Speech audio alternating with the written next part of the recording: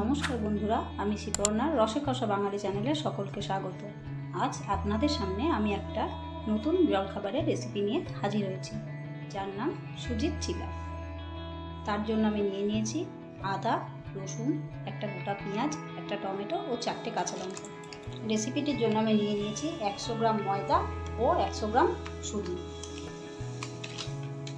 এবার এটাকে নুন, হলুদ সব কিছু দিয়ে এটাকে আমি ভালোভাবে মেখে নেব।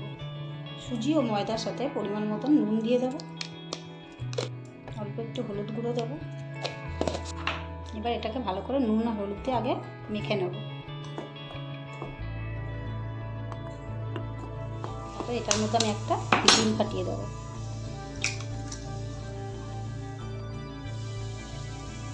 পেঁয়াজ কুচানো, টমেটো, কাঁচা লঙ্কা, আদা রসুন কুচানো সব দিয়ে দেবো। দিয়ে এটাকে ভালো করে মাখবো।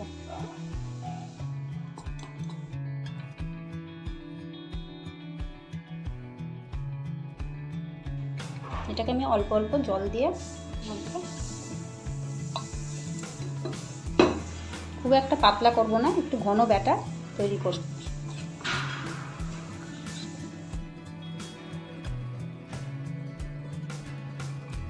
আমার মাখাটা প্রায় হয়ে গেছে।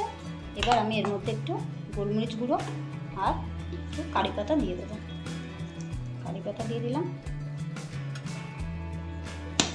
আর একটু গোলমরিচ গুঁড়ো দিয়ে দেবো।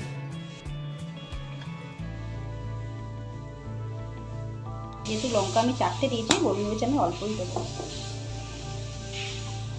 এবার এটাকে আরও ভালো করে একটু মেখে নেব।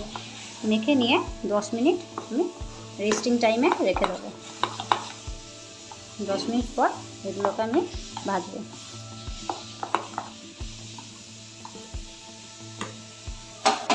এবার আমি গ্যাসের ফ্লেমটা অন করে ফ্রাই প্যানটা বসিয়ে দিয়েছি। ফ্রাই প্যানটা আমার গরম হয়ে গেছে। এবার আমি একটু তেল দিয়ে দেবো। খুব বেশি তেল দেবো না, অল্প তেলেই আমি ভাজবো।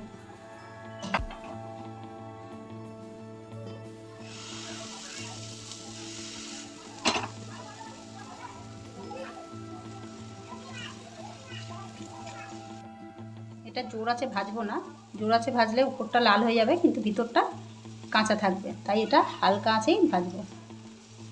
এটা বাচ্চাদের টিফিনের জন্য খুবই হেলদি আর চটজলদি হয়েও যায়।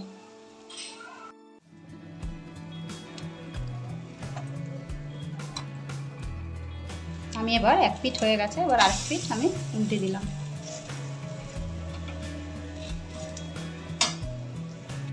এবার আমি আবার উল্টে দিচ্ছি।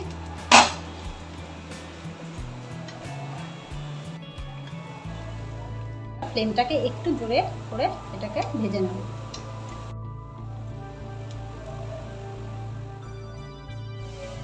আমার সুজির চিলা একটা কমপ্লিট হয়ে গেছে। এবার আমি তুলে নেব। পর আবারও অল্প একটু তেল দিয়ে ফ্রাই প্যানে আবার পরেরটা দিয়ে দেব।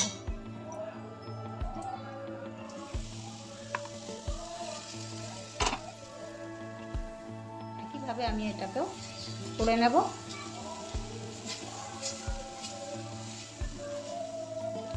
আগে আমি বেসনের চিলা করে দেখিয়েছিলাম আপনাদের ডিম ছাড়া।